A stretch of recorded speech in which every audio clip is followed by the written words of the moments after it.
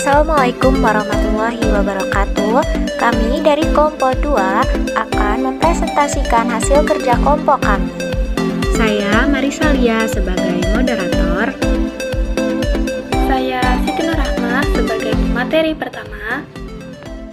Olivia Marnavena Dulfi, saya sebagai pemateri kedua. Saya Juniansa sebagai pemateri ketiga. Langsung saja kita simak materi tentang Al-Quran dan hadis dengan lingkungan. Apa yang dimaksud dengan lingkungan? Lingkungan adalah tempat di mana semua aktivitas makhluk hidup terjadi. Lingkungan mencangkup semua yang ada di bumi, baik benda hidup ataupun benda mati. Allah Subhanahu wa Ta'ala telah menciptakan bumi dan isinya untuk kelangsungan hidup manusia. Sesuai firman Allah Subhanahu wa Ta'ala yang berbunyi, Allah lah yang menjadikan bumi untukmu sebagai tempat menetap dan langit sebagai atap, dan membentukmu lalu memperindah rupamu serta memberi rizki dari yang baik-baik. Demikianlah Allah Tuhanmu, Maha Suci Allah, Tuhan seluruh alam. Quran Surat Al-Ghafir ayat 64. Dan Dia yang menghamparkan bumi dan menjadikan gunung-gunung dan sungai-sungai di atasnya, dan padanya Dia menjadikan semua buah-buahan berpasang-pasangan. Dia menutupkan malam kepada siang.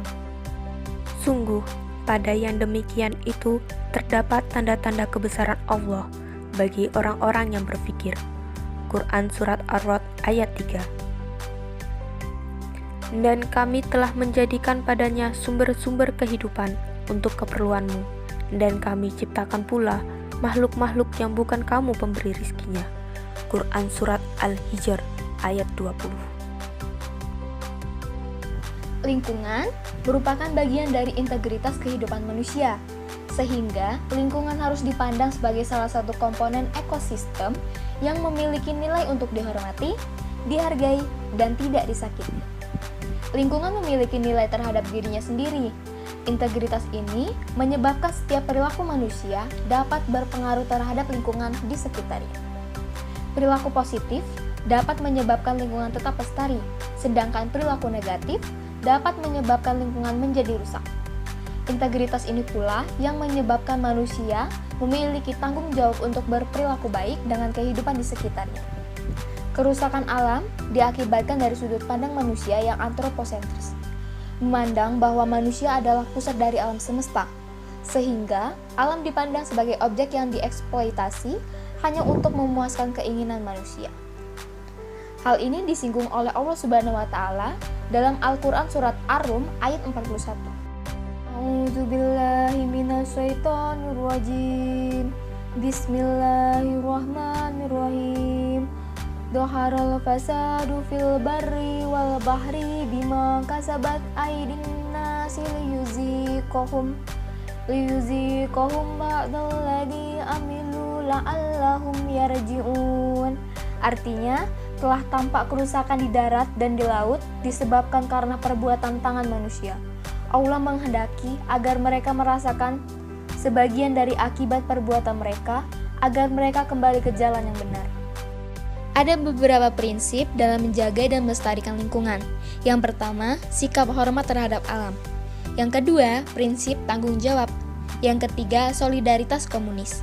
Dan yang keempat, prinsip kasih sayang dan kepedulian terhadap alam. Berikut beberapa hadis tentang menjaga dan melestarikan lingkungan. Hadis yang diriwayatkan oleh Bukhari Muslim, yang artinya, sayangilah yang ada di bumi, niscaya semua yang ada di langit akan menyayangi kalian. Ada juga hadis yang diriwayatkan oleh Tirmizi, yang artinya, barang siapa menghidupkan suatu bumi yang mati, maka bumi itu bagiannya. Kandungan dari kedua hadis di atas adalah, Nabi Muhammad SAW melalui Al-Quran dan hadis mengajarkan kepada kita untuk memperhatikan kelangsungan kehidupan manusia dari ketergantungannya kepada lingkungan alam. Maka dari itu, kita sebagai makhluk ciptaan Allah yang harus saling menghormati sesama makhluk Allah lainnya, terutama yaitu tumbuhan. Jangan saling merugikan, cintailah lingkungan sekitar kita, alam, untuk generasi penerus kita. Karena jangan sampai generasi penerus kita tidak bisa melihat lagi indahnya pohon-pohon hijau yang rindang dan asri di masa depan nanti. Dampak tidak menjaga lingkungan dapat menyebabkan terjadinya bencana alam seperti banjir dan tanah longsor yang disebabkan manusia itu sendiri dikarenakan tidak menjaga lingkungan alam dan sekitar. Tercemarnya lingkungan sebagai contoh adalah pembuang sampah sembarangan yang dapat mengakibatkan banjir dikarenakan tersumbatnya saluran air atau aliran sungai yang disebabkan oleh sampah-sampah manusia yang membuang dengan sembarangan. Dampak tidak menjaga lingkungan dengan baik bisa saja membuat tanaman atau tumbuhan menjadi punah. Salah satu contohnya adalah seperti menebang pohon secara liar. Selain membuat tanaman punah, penebangan pohon secara liar dapat menyebabkan tanah longsor.